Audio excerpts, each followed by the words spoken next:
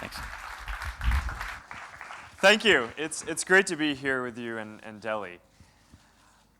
You know, throughout history, there have always been inventions that have changed the world. The telephone, printing press, the television and radio, railways and automobiles. All these inventions changed our lives and changed society because they help connect people. When people are connected, we can accomplish some pretty amazing things. We can get closer to the people that we care about. We can get access to new jobs and opportunities and ideas. We can receive education and healthcare and communication and access to new services.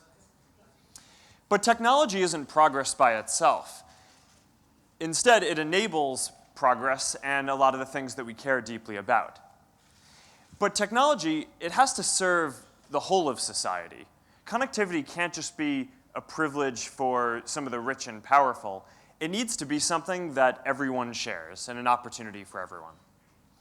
So in July, we started working with Airtel to launch free basic internet services in Zambia. And for the first time, hundreds of thousands of people started to get access to services like Wikipedia and Google and local news and information. And we started to hear some pretty amazing stories rolling in pretty quickly. An expectant mother using the internet to learn about information about her pregnancy and how to care for her child. An elderly man who used to have to walk a far distance to go to a local library now could find and download the books that he wanted to read online. A student who is studying for exams could use Wikipedia to save time and money getting the information that she needed to study. So these are just a few of the benefits of being connected. And when the benefits of this technology are shared across the whole society, that's when we can start to make a really big leap forward. So that's what we're excited about. Now, throughout history, India has always been really good and shown an ability to make these leaps. Because of the Green Revolution, you lifted hundreds of millions of people out of poverty and showed that this country can feed itself. Because of how you've embraced the computer revolution, you have a vibrant computer industry and a lot of the best engineers in the world. Just last month, India became the first country in Asia and one of the only countries in the world to send a probe to Mars. It's a huge technical achievement. Now, because you've embraced science and research and education, now the next generation here has the opportunity to define the future and bring India to the world and the world to India. And a key to this next big opportunity is going to be embracing the internet. Because if you embrace the internet, you can transform lots of people's lives and you can touch and you can improve people's lives and these communities even more in the next generation than you were able to in the last. But we have a long way to go to get there. Because today, only about a third of people in the world have access to the internet at all. More than two-thirds of people, or about two-thirds of people, don't. Only 2.7 billion people have any access. Here in India, it's a bit better. You have 243 million people are connected to the internet, and more than 100 million are on Facebook already. So, I mean, that's a big achievement. But there's still more than 1 billion people in India who can't connect and don't have access to the same opportunities as everyone else. And because of this, I think that the whole world is being robbed of those people's ideas and creativity. So it's not just those folks who are missing out, but we really all are. Now, it's easy to assume that it's just a matter of time before everyone gets connected, right? After all, most people have mobile phones, and for a lot of us, it's actually pretty hard to even imagine what a mobile phone is without an internet connection. But if you think about the cost of having a mobile phone with an internet connection, the vast majority of that cost isn't actually the phone itself, it's the connection and the internet access.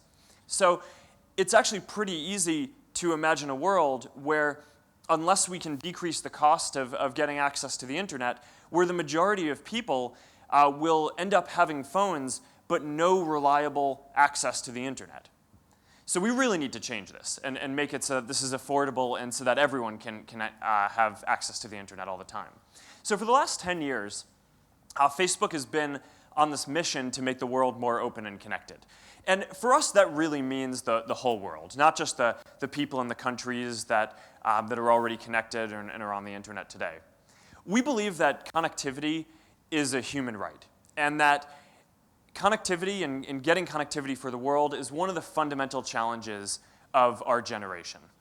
So we want to help build an internet that works for everyone. Last year, we launched this effort, Internet.org. It's our effort with a handful of other technology companies to bring affordable basic services to everyone in the world.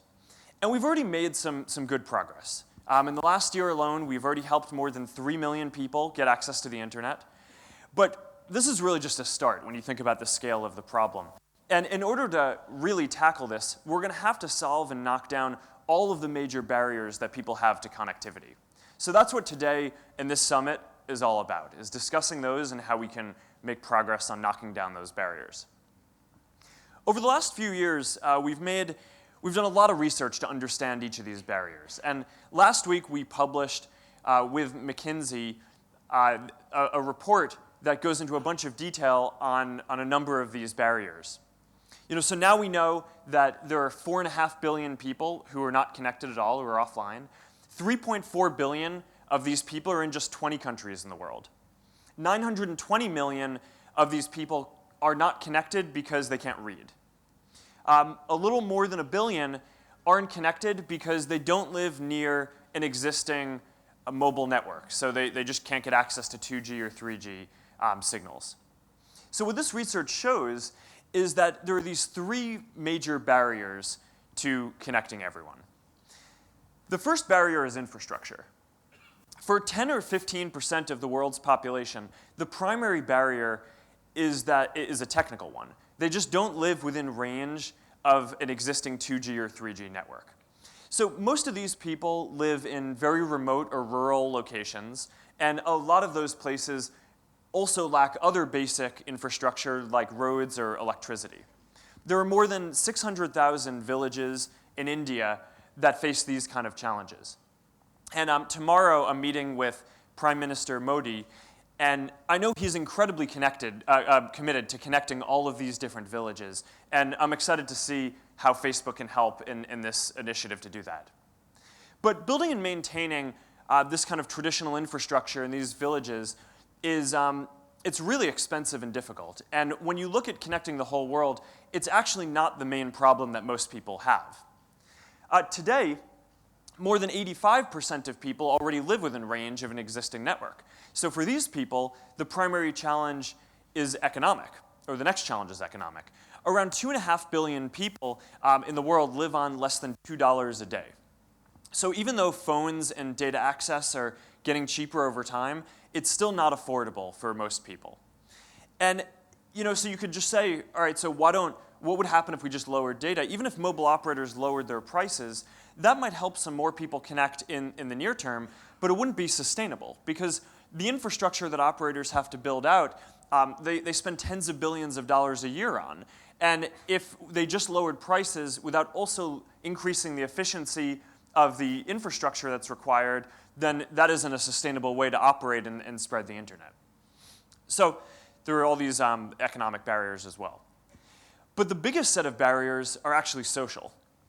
One big barrier to internet use is the lack of relevant local language content.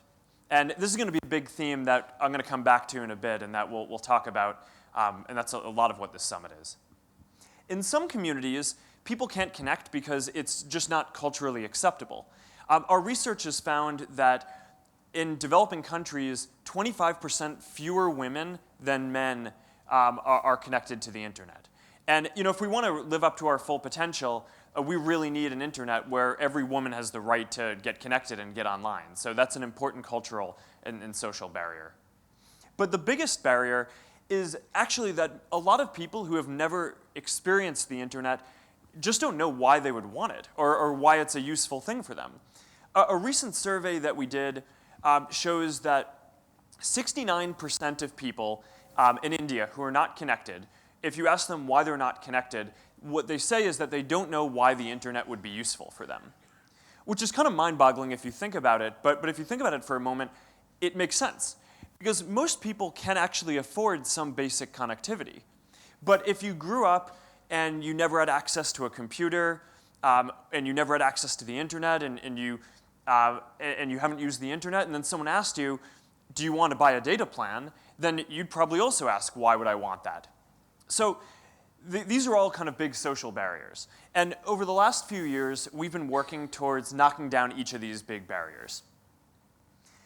In the US, one model that we talk about from time to time is, you can always call 911, or in India, it's similar. You can dial 100 to access the police. But you can dial 911, and even if you haven't paid for a phone plan, you can always get free help if there's a medical emergency, or if there's a crime or a fire, or something else that you need help with or you're in danger.